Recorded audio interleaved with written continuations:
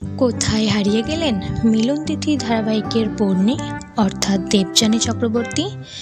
এক সময়ের জনপ্রিয় ধারাবাহিক ছিল মিলন তিথি। আশা করি সবারই মনে আছে 2015 সালে নভেম্বর মাসে শুরু হয়েছিল ধারাবাহিকটি আর শেষ হয়েছিল 2017 সালের আগস্ট মাসে।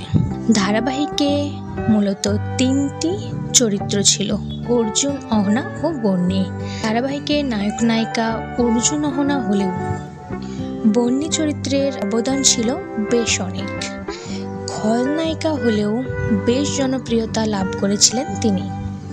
যখন 2017 সালের মাঝামাঝি ধারাবাহিকটি শেষ হয় তখন অনেকেই ভেবেছিল হয়তো আরও কোনো নতুন ধারাবাহিকে দেখা যাবে তাকে, কিন্তু মিলন তিথি সিরিয়ালটির পর আর কোনো সিরিয়ালে দেখা যায়নি বর্ণি অর্থাৎ অভিনেত্রী দেবযানী চক্রবর্তীকে।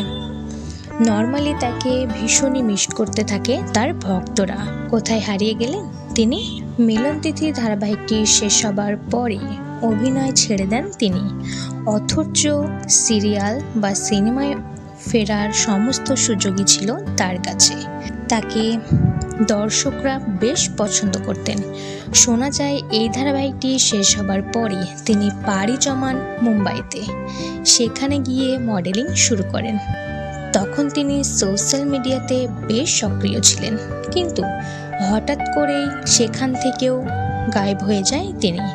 মুম্বাইতে গিয়ে মডেলিং করে নিজের ক্যারিয়ার তৈরি করতে চেয়েছিলেন, কিন্তু বেশ কিছুদিন মডেলিং করার পর ইন্ডাস্ট্রি থেকে একেবারে গায়েব হয়ে যান তিনি। তারপর থেকে তিনি কোথায় থাকেন সেটাও জানা যায়নি। এখন অভিনয় জগৎ থেকে একেবারেই দূরে তিনি। তবে দেবযানীর ভক্তরা চায় দেবযানী যেন আবার ফিরুক অভিনয় জগতে। তো বন্ধুরা, দেবযানী চক্রবর্তীকে আপনাদের কেমন লাগে অবশ্যই কমেন্ট করে জানাবেন।